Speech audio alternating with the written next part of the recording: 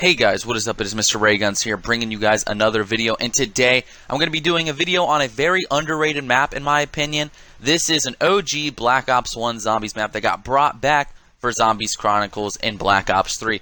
Now obviously if you're a fan of zombies, you already know what this map is, but for those of you who don't know, this is Shangri-La. Shangri-La came out in an interesting time in zombies. We were fresh off the hype of Call of the Dead. And right before that, we had Ascension, and before that, we had Kino der Toten. Now, looking back on it, I'm not a big Ascension fan. I'm not a huge Kino fan, although I like the map. But back in the day, man, these maps were perfect in our eyes. I mean, everybody loved Kino, everybody loved Ascension, and everybody loved Call of the Dead. So now we get Shangri-La, and back then, people were like, you know, not really a big fan of this map. You know, it was a very difficult map. Especially for the time. In Black Ops 1, this map is difficult unless, you know, you got PhD Flopper and Mustang and Sally's. But back then, people didn't really play like that. So, you know, back then, nobody really liked this map. And it came back in Zombies Chronicles.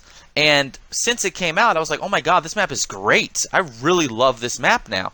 But I don't know if anyone else shares the same opinion of me. So this video is kind of like a defense for Shangri-La. And me explaining why I think Shangri-La is underrated. So let's just get straight into it. First is a very basic thing, but I think is very just aesthetically pleasing.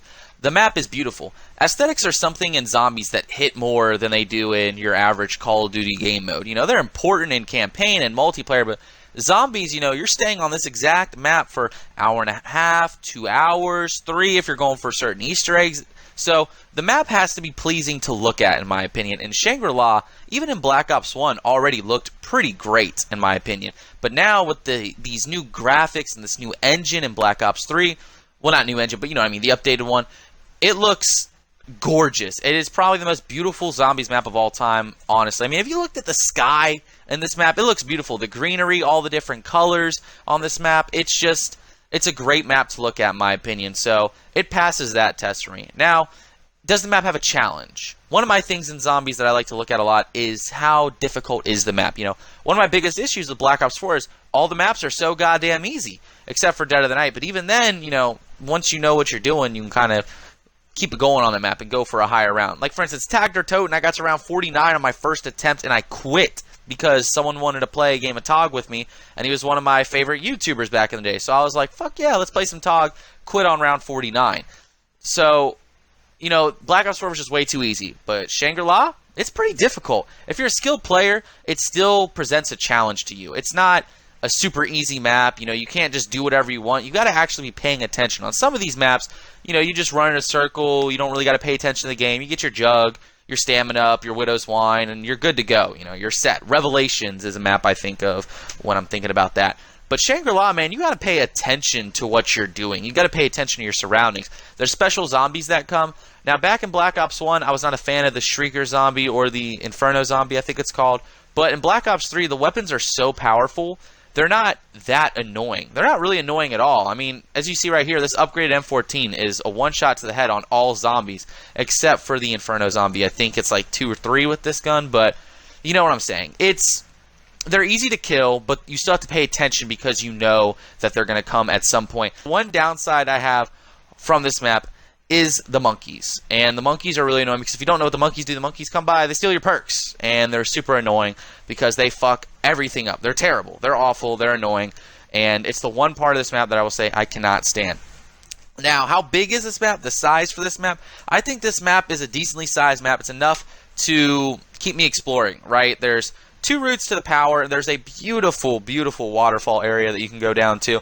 You can't really train on this map. The only training you can really do is if you do a full map train. But as you can see from the clip here, I don't really camp that much in zombies, but when I was recording, I just found this corner right here to be kind of like my safe haven with Widow's Wine, you know, and my guns were still powerful at this point. But once you get to the 30s and 40s, obviously you have double pack-a-punch, but back in the day, you had to rely on that baby gun, man, because if you didn't have any other gun, you just weren't going to survive. That's just the way it was. But if you had the baby gun, you were kind of set. It was also risky, though, because if you shot into the crowd and you ran into it, and let's say you didn't hit the zombie in the back of the crowd as much as you hit the zombie in the front of the crowd, and he just stands back up, you could be fucked. That could be, you know, the end of your life. So I love the BB gun. It is one of the most aesthetically pleasing wonder weapons in zombies, and it's just a lot of fun to use. I mean, just shrinking the zombies into kid size and just kicking them against the fucking ceiling is one of the most fun experiences ever. But, wow, that really makes me sound fucked up. But, all in all, Shangri-La, I think it's a fun map. I'm curious to know what you guys feel about this map down in the comment section below. I plan on streaming some zombies, maybe tonight. Well, when I'm recording this video, this is Monday, so maybe tonight after this video as well. I want to stream a lot more often is the point of what I'm trying to say. And I definitely want to stream some Shangri-La. I feel like that's a fun map to stream to go for a high round on, because every time I start playing this map, something else comes up. You know, like when I was recording gameplay, I was like, oh shit, I have to go to work soon. You know, last night I started playing it, and then I was like, oh shit, it's like 4 o'clock in the morning, and I was really tired. So, you know, something always comes up. But I definitely want to sit down and play this map and see how far I can get, because honestly, it's an interesting challenge of a map. So I feel like it could be a lot of fun. But anyways, that's the end of the video. If you guys enjoyed, please be sure to like, comment, and subscribe. Help me on the road to 600 subscribers. Definitely want to be posting more zombies content in the future. If you guys enjoyed this type of content, let me know down in the comment section below. Be sure to check out the description for the links to all my homies, the boys in Team Live, and just my friends in general. You know, check them out. They all post content similar to mine. But, yeah. Anyways, if you enjoyed, like, comment, subscribe, and I'll see you guys next time. It's awesome, and I'm out. Peace, guys.